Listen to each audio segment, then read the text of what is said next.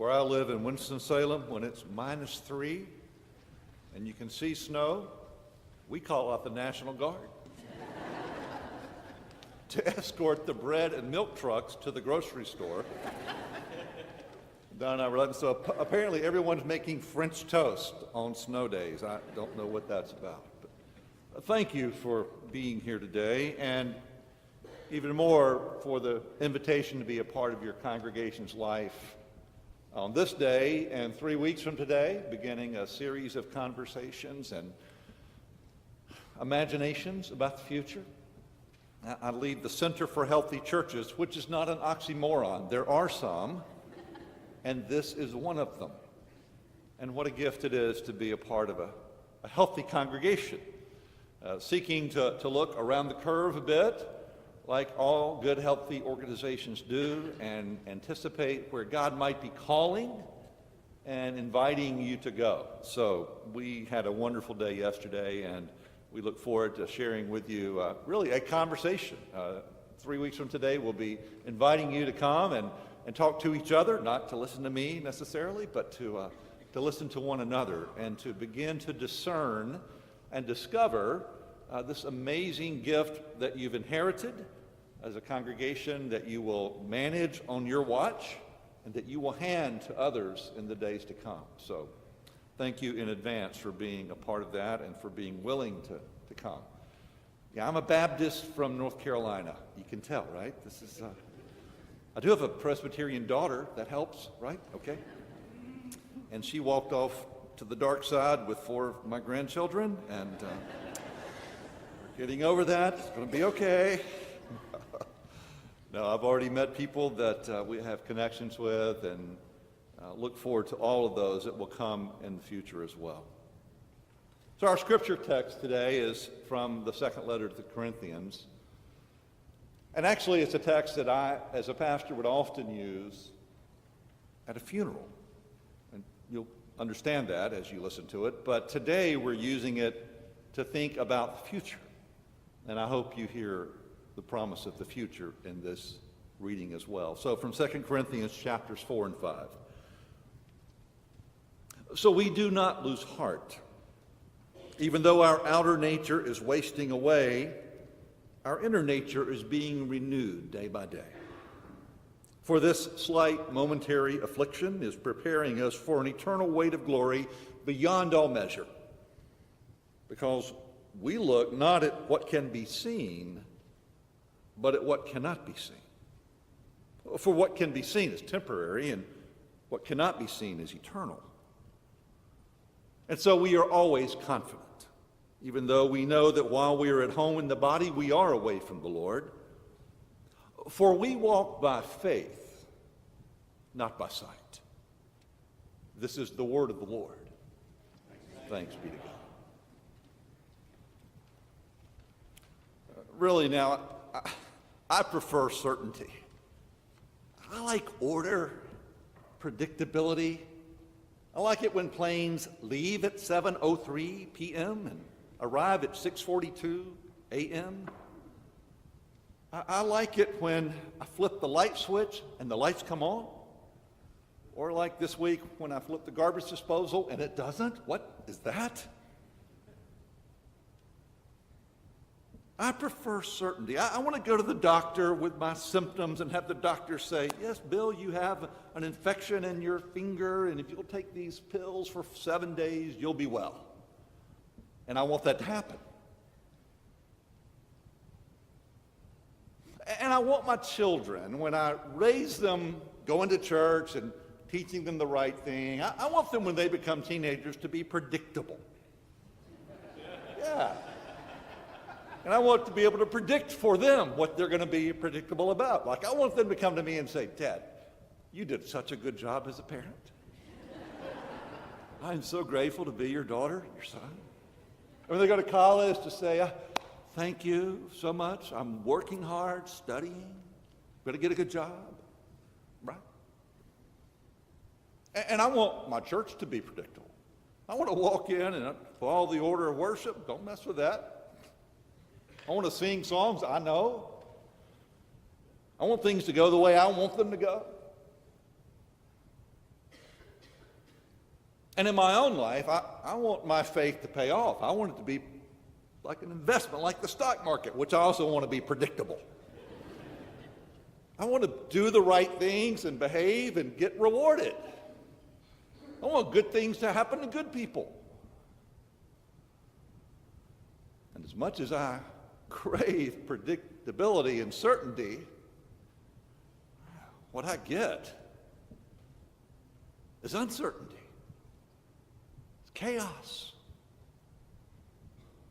That doctor, walks in and says, Mr. Wilson, I don't know what's going on. We need to do more tests. There's a dark spot on your mother's lung.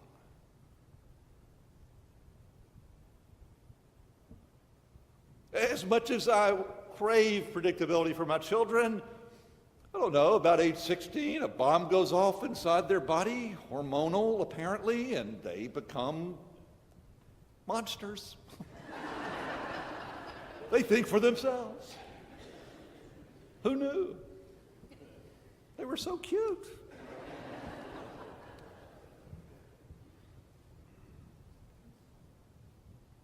My church that I wanted to be predictable instead hits rocky times or goes a way that's different than I would have chosen. And that personal faith thing, I've played by the rules, honored God, done the right thing, and I don't get the promotion, and he does, the scoundrel.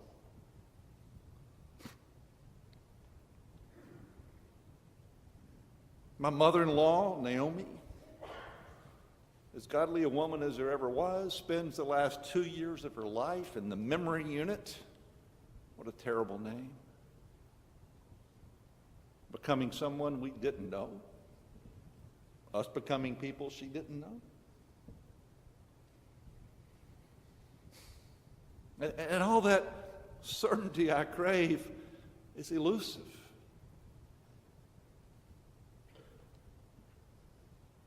Do you know the name Oswald Chambers? He wrote a book. He didn't actually write it, his wife did, but My Utmost for His Highest, published in 1935. Some of you were there. It's been a while. It's still one of the best-selling books of all time in the United States and around the world. It's probably the finest daily devotional that I've ever read. I read it every year. I commend it to you. Chambers was a Scottish Baptist preacher's kid. In 1917, while serving the YMCA in World War I in Egypt, keeping the troops hopefully entertained, he went down and he began teaching. He said, hey, what if we offered a Bible study to keep the boys out of the brothels in Cairo? And they laughed and said, right, give it a shot. Within a few weeks, hundreds, if not thousands of people were crowding around to hear Oswald Chambers, this 40-year-old, dispense these pithy pearls of wisdom. And he died a few weeks later of appendicitis because he wouldn't go to the hospital, but because he didn't want to take a bed from one of the soldiers who might be wounded in a coming battle. So his appendix ruptured and he died of infection. His wife was a court stenographer, and she carefully collected his teachings and Bible studies and sermons and created a series of books, one of which is this remarkable book, My Utmost for His Highest.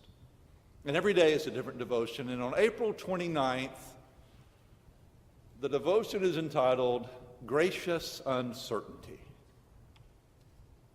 And when I read it, it changed my life.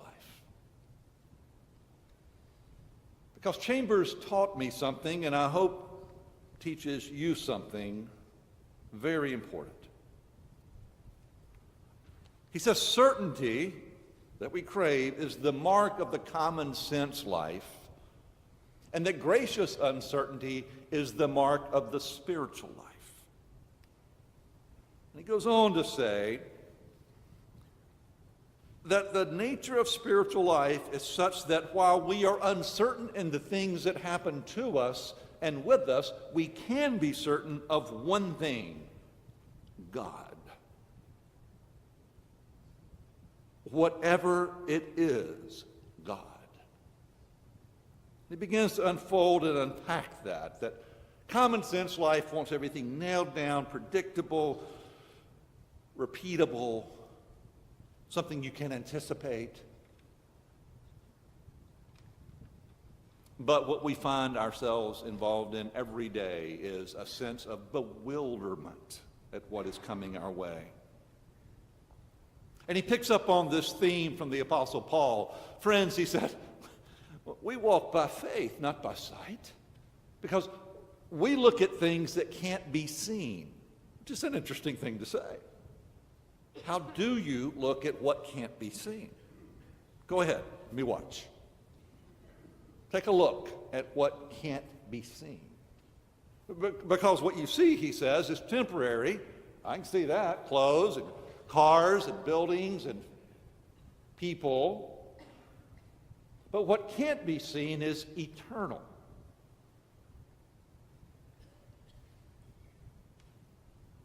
And thus he leads to this wonderful motto for life. So we walk by faith, not by sight. And we all nod our heads and go, yes, but let me see that spreadsheet one more time. Can we look at the budget? Can we see the order? And I want to put my hands on it, see it, predict it, and know it, flip the switch, all that. As your church thinks deeply over the next few weeks and months about its future, you're going to be challenged, I can tell you, by your leaders and by the Spirit of God to walk by faith and not just by sight. It is so tempting. I can tell you congregations around the country are hunkering down and walking more and more by sight. If I can't see it, it isn't real. And it is a quick path to irrelevance. But you're going to be invited to step into the role that your forefathers and mothers at Westminster and other churches have played for you, the people upon whose shoulders you stand today, whether you know it or not, who were willing to walk by faith and not just by sight, especially like more recently when they moved to this property. We said yesterday 80% of the folks in this congregation have come since that time, so most of you remember that, but it was not an easy thing. In fact, there was the first vote to move and it failed. And then the second vote passed, mainly because, the owner of this property said, I've got a spot for you.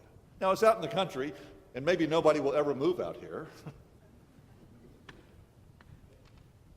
Somebody could see what can't be seen. Because there weren't houses around this property on that. There weren't 4 lanes, and there weren't thousands of people passing you every day. Somebody saw what could be seen and said, let's walk by faith out there, not by sight. So the invitation is going to be to you, beware of the temptation to only see what you see, but to look at what you cannot see. And to walk toward that with conviction and anticipation. Paul tells us later in his letter to Timothy, look, I know what I believe, and I am persuaded that he is able to keep everything that I've committed unto him against that day. I know some things that I know don't make sense, that may not be visible, may not work out on a piece of paper, but I know some things about life and about the future, and I know I can trust God. People that brought us to this day, and we'll talk about them 3 weeks from today, they believe that. And what we're praying and hoping is that you and I will believe that about your future. Now, it's not easy to do that, I have to tell you. It's very tempting to walk by sight. But if you don't walk by faith, then the things that come unexpectedly truly do tend to knock us off our blocks. They knock us out of commission. See, I know, looking out over you today, I know there's some things coming in this next year, and you can't predict. Some are good, some are bad. There's some people sitting in this room today that will not be sitting in this room the first Sunday of January of 2019.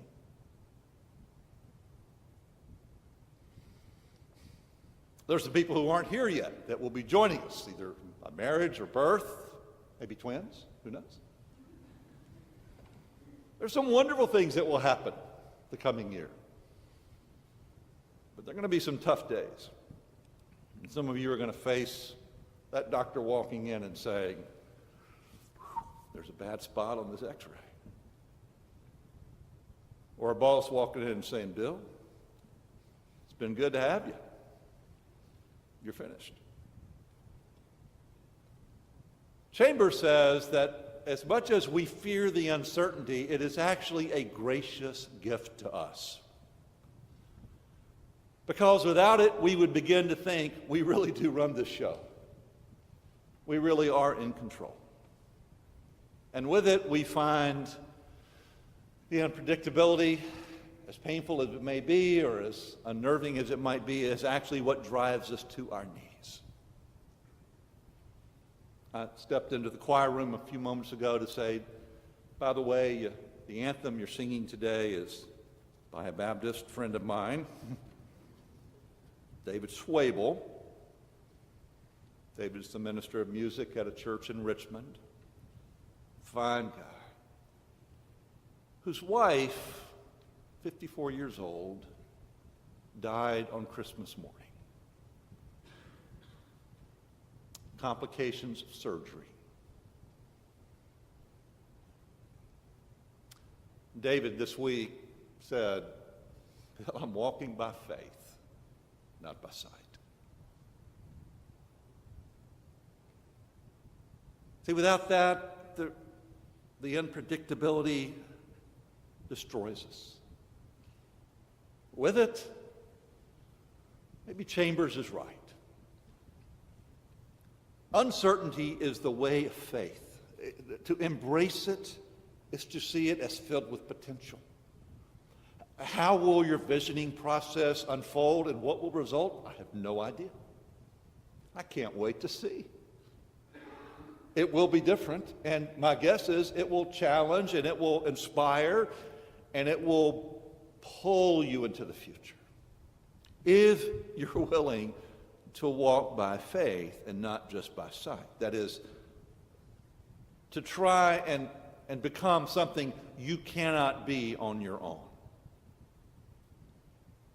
See, most churches fall into the trap of believing if we can't do it ourselves, let's not try it. So one good question to ask is, what are you attempting to do for the kingdom of God that you can only accomplish with divine intervention? Well, what about in your life? What is it in this coming year that you would be willing to commit yourself to you can only do with God's providential leadership, guidance, and assistance? What is it that when it sweeps over your life and blows your world up, you will respond with, I'm walking by faith, not by sight? Because I look at something that cannot be seen. Chambers closes the devotion for April 29th with these words. We are not uncertain of God, but uncertain of what he is going to do next. If we are only certain in our beliefs, we grow dignified and severe and have the bane of finality about our views. Do we ever? But where and when we are rightly related to God, life is full of spontaneous, joyful uncertainty and expectancy. Hey, that's my prayer for you. That as we walk into whatever it is before us, individually, as families, in your work, and in your congregation, that we would do so with expectancy. What is God going to do today with us? Because we walk by faith and not just by sight. Might it be so.